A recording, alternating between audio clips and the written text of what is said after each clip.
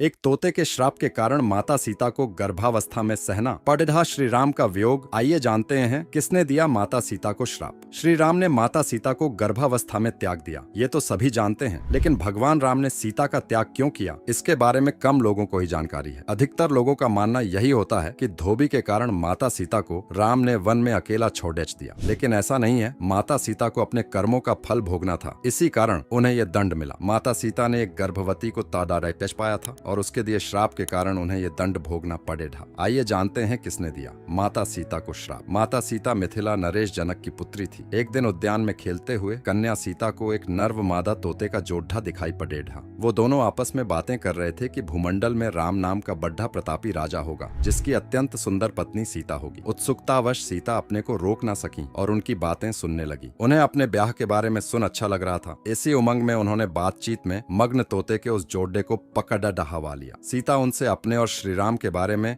और भी बातें सुनना चाहती थी, इसलिए उन्होंने उस जोड़े से पूछा कि उन्हें राम और उसके विवाह के बारे में ये बातें कहां से पता चली। तोते ने कहा कि उन्होंने ये बात महर्षि वाल्मीकि के मुख से उनके आश्रम में शिष्यों को पढ़ाते वक्त सुनी। इस पर सीता ने कहा कि तुम जनक की जिस पुत्री के बारे में बात कर रहे हो वो मैं ही हूँ। तुम्हारी बातें मुझे रोमांचित कर रही हैं, इसलिए अब मैं तुम्हें तब छोड़ दूंगी जब मेरा विवाह श्री राम से हो जाएगा। तोते ने याचना करते हुए कहा कि हे देवी, हम पक्षी हैं जिसे घर में सुख नहीं मिल सकता है, हमारा काम ही आसमां में विचरण करना है। सीता ने नर तोते को आजाद कर दिया और कहा कि ठीक है, तुम सुखपूर्वक विचरो, परंतु तुम्हारी पत्नी को मैं तब छोड़ दूंगी जब मुझे राम प्राप्त हो जाएंगे। नर तोते ने फिर गिड़गिड़ाते हुए कहा, हे सीते, मेरी यह पत्नी गर्भ से है, मैं इसका वियोग सह नहीं पाऊंगा। कन्या सीता ने फिर भी मादा तोते को नहीं छोड़ा। इस पर क्रोध में आकर मादा तोते ने सीता को श्राप दिया कि जैसे तू मेरी गर्भावस्था में मेरे पति से मुझे दूर कर रही है, उसी प्रकार तुझे भी अपनी गर्भावस्था में अपने राम का वियोग सहना पड़ेगा। इतना कहते ही मादा तोते ने प्राण त्याग दिया। कुछ समय बाद उसके वियोग में व्यथित नर तोते ने भी अपने प्राण त्याग दिए। जब माता सीताराम से विवाह के बाद गर्भवती हुई तो उन्हें इस श्राप का दंड भोगना पड़ा और इसी कारण गर्भावस्था में भगवान राम ने उन्हें त्याग दिया।